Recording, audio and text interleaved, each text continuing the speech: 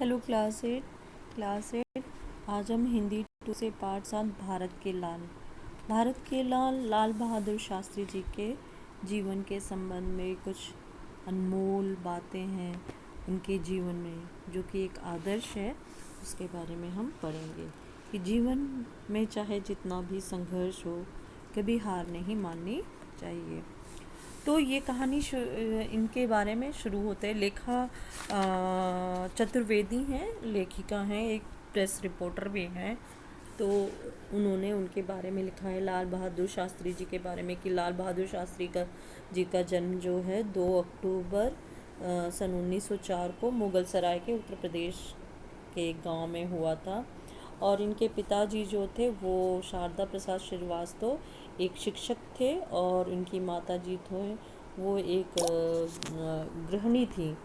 और उन्होंने अपने परिवार का ख्याल रखती थी।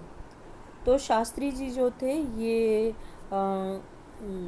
श्रीवास्तव कायस्थ थे, और लेकिन शास्त्री शब्द जो है उनके वो काशी विश्वविद्यालय से इन्होंने शास्त्री की डिग्री प्राप्त की थी, इसलिए उनके नाम के साथ में शास्त्री शब्द लगा हुआ था। तो शास्त्री जी जब 1 साल के थे तभी इनके पिता का निधन हो गया था। और उसके बाद में जो जीवन का संघर्ष शुरू हुआ वो बहुत कठिन और संघर्षमय था। बहुत कठिन था उनके जीवन का ये संघर्ष। और पिता जो थे, उनकी मृत्यु के बाद घर में गरीबी आ गई, और गरीबी ने उन्हें मजबूर कर दिया। फिर भी वे हार नहीं माने, और गरीबी कभी भी उनके मार्ग में, गरीबी बहुत आई परंतु गरीबी उनके जीवन का मार्ग नहीं रोक पाई। वे छोटे से थे, मासूम से थे चेहरे से, इसलिए घर में भी सब उन्हें नन्हे कहा करते थे। तो जब वो स्कूल जाते थे तो मीलों तक नंगे पैर स्कूल जाया करते थे, चाहे ठंड हो, तपती गर्मी हो या बरसात हो, कुछ भी हो, वो नंगे पैर, चप्पल नहीं होती थी पैर में, और नंगे पैर वो स्कूल के लिए दौड़ पड़ते थे। सोचिए कि नंगे पैर गर्मियों में पत्थरों पर चलना, और जाड़ों में भी एकदम ठिठुरती ठंड में नंगे पैर चलना सड़क पर, कितना कष्टदायक होगा। उन पैरों में कितनी चुभन होगी, वो पैर कितने जलते होंगे, कितने। लेकिन उन्होंने अपने जीवन में इस बात को कभी बाधा नहीं बनने दी, चाहे जो भी रहा हो। उन्होंने अपने आप को कभी भी हारने नहीं दिया, और उन्होंने संघर्ष भरा एक संपूर्ण जीवन जिया, और पढ़ाई उन्होंने बिल्कुल नहीं छोड़ी। और साथ में ही ये होने के बाद में जब उनका जन्म हुआ था तो 1947 की बात, 1904 में, तो 1947 में 1904 में ये हुए थे, और 1947 में भारत आज़ाद हुआ था। तो लगभग 40 साल तक इन्होंने भी अपने 40-42 साल तक अपना जीवन में जब वो पढ़ लिए, तो लगभग जीवन के 20 साल उन्होंने अपने भारत की आज़ादी के लिए संघर्ष किया। उन्होंने गांधी जी का अपना मार्गदर्शक बनाया, और गांधी जी के नेतृत्व में ही उन्होंने जब 1930 में नमक कानून के खिलाफ दांडी यात्रा की थी, तो उसमें उन्होंने क्या किया था, भाग लिया था। और स्वतंत्रता संग्राम के ये एक सिपाही थे, जिन्होंने अपने उसमें सभी तरह के काम किए। उन्होंने ये नहीं देखा कि ये काम छोटा है कि बड़ा है, कुर्सी उठाना है, लगाना है, लोगों को पानी पिलाना है, क्या करना है, ये सारे काम वो उन दिनों किया करते थे, और बड़े ईमानदारी से, नेकी से और हर्षपूर्ण किया करते थे, खुशी के साथ करते थे। कभी भी उन्होंने उसके लिए अपने मन में कि ये एक छोटा काम कर रहे हैं, ये विचार उनके मन में नहीं आया। तो जब भारत आज़ाद हो गया और उसके बाद में सक्रिय राजनीति में जब ये आए, तो प्रधान उस समय जो हमारे प्रधानमंत्री थे जवाहरलाल नेहरू थे। तो अचानक 1964 में जवाहरलाल नेहरू जो थे उनका निधन हो गया। तो ऐसे में कांग्रेस पार्टी में किसी ऐसे नेता को चुनना था कि देश जो है एक सक्षम हाथों में हो। तो सभी को उनकी जो छवि थी लाल बहादुर शास्त्री की, एक ईमानदार जुझारू व्यक्ति के रूप में, तो उनको सामने आए। और उसी समय 1964 में उनका देहांत हुआ था। 1962 में भारत ने चीन के साथ जब भारत का युद्ध हुआ था, तो उसके बाद में उसकी आंतरिक और बाह्य समस्याएं बहुत ज़्यादा थी देश में। और दूसरी तरफ पाकिस्तान जो था वो भी सीमाओं पर लगातार हथियार बढ़ा रहा था और भारत पे युद्ध करने की पूरी तरह से वो तैयारी करके रखा था। तो उस समय जब चीन से भी युद्ध हुआ था 1962 में, हमारी आंतरिक और बाह्य समस्याएं थी वो भी बहुत विकराल थी। और देश में खाद्यान्न अन्न की भी क्या हो गई थी, बड़ी कमी हो गई थी, जिससे हमें बाहर के देशों से उसका निर्यात यानी बाहर के देशों से मंगाना पड़ता था। साथ ही साथ सुरक्षा के लिए, देश की सीमाओं की सुरक्षा के लिए हथियार भी खरीदने की ज़रूरत थी। इतनी सारी समस्याएं हो चुकी थी उस समय। ऐसे कठिन समय में लाल बहादुर शास्त्री देश के प्रधानमंत्री बनाए गए थे। और जैसे ही वो 64 में प्रधानमंत्री बने, उसी समय अगस्त 1965 से युद्ध की भूमिका बना रहे पाकिस्तान ने 1 सितंबर को हमारे देश पर हमला कर दिया।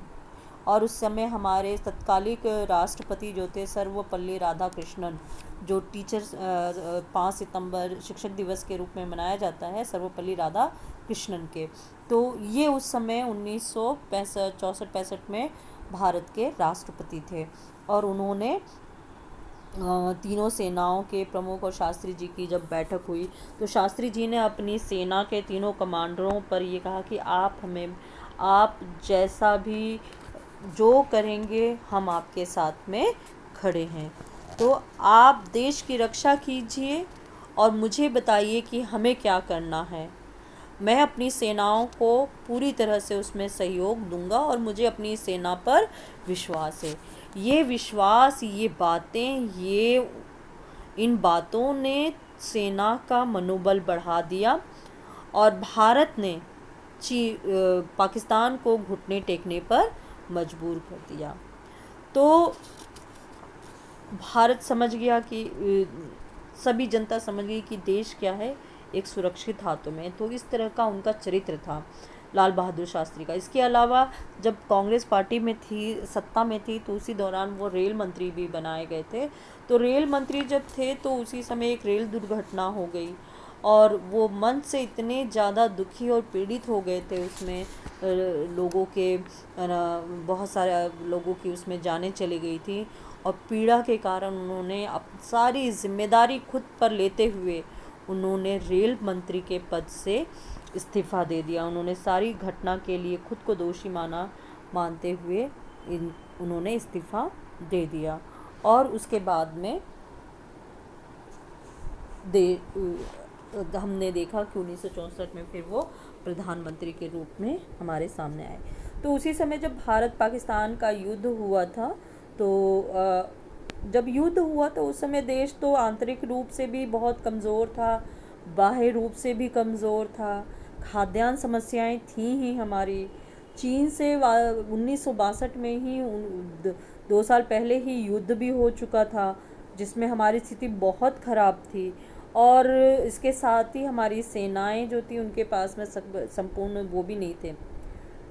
और उस समय, आज के समय में जिस तरह से टीवी है, मीडिया है, आधुनिक साधन है, मोबाइल पे हमें तुरंत सारी चीज़ें मिल जाती है, उस ज़माने में 1964 के ज़माने में, 65 के ज़माने में ये सब चीज़ों की कोई सुविधा नहीं थी।